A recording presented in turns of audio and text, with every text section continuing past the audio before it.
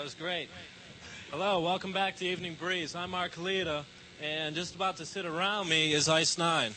Why don't you guys introduce yourselves? I'm Jon Kennard, lead guitarist. I'm Tim McKenna, I'm keyboardist.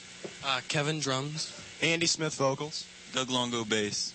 Okay, you're Ice Nine. How long have you been together, and, where'd you get the name Ice Nine? We started around a year and a half ago because Kevin and I were in a hardcore punk band named Interpol, and we had better things to do, especially a keyboardist to be in a hardcore punk band. It's very unknown to have one. So we basically went to branch out and get into the music that we really loved and all. So Kevin and I just got together with a bunch of friends and started jamming, basically. And then from there, we found that there was something there to actually like or something. So we just basically went out, to pursue. So we went out and went shopping, as you could say, for different performers. Tooling for different performers. So we went out and we basically stumbled on John and Andy here, and we had an old bass player, but he left us. Like at the end, he died. And so anyhow, and then we just stumbled on Doug around half a year ago. That's when we got real serious about the band. Oh, and Ice Nine, the name originally comes from a book by Kurt Vonnegut called Cat's Cradle. And what it is, it's basically a chemical that falls in the ocean and reforms all the molecules in water so they're solid. And so basically everybody dies because they have nothing, there's no moisture left in the world. So about everybody except a few people die. It's real morbid. Yes, that's nice. There's no surfing. No surfing. No surfing goofy style, though. Goofy style, okay. Okay, why don't you tell me a little bit about the music? What song we just hear? That was What Have I Done Now? And talk to the originator. Well, no. Yeah, I just wrote it. It's about the starving people in Africa. It's just a sympathetic little thing about people in Africa. I just feel sorry for them. Oh, okay. And you're going to go into what? 3 or 4 more? It's a song called Coming Home, and I talked to Andy. He wrote the lyrics to that. Oh, it's basically about a guy who breaks up with his girlfriend and he feels extremely guilty about it. So what he does is the title Coming Home comes from the guy's coming home to all the memories and things like that he left behind. But the thing is he can't talk to this girl, so he basically just stands around and watches her go by and things like that, but can never approach her because he feels too nervous. Yeah, he feels too stupid about the whole situation. Okay, and what do you got next? Rains. Oh, this is When It Rains. Talk to Andy again.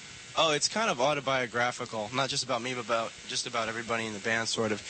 Yeah, it's kind of about just people who are on the outside looking in, at the in crowd type of thing, and it's basically saying, just be who you are and don't try to conform to what other people want you to be, and you'll come out ahead in the end.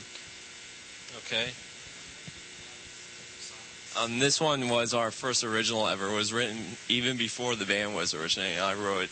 And I used to just play all on keyboards, but we decided to spread it throughout the band. So we finally when we got our first band together, the first Ice Nine before we got a new bass player, that was our only real original that we had.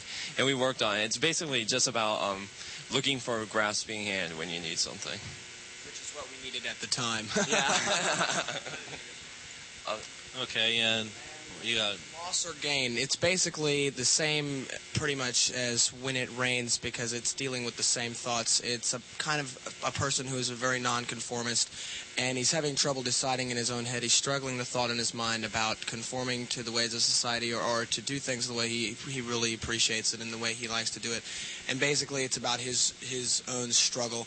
And also we made it a very kind of pick it up, dance along song because we were kind of hurting for that sort of sound at the time. So that's where it all came out.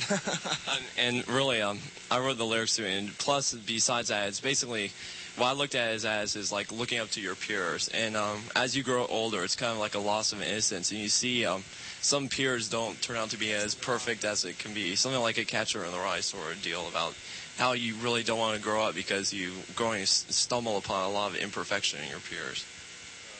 And you got one more for us? Men and the Boys, I talked to you.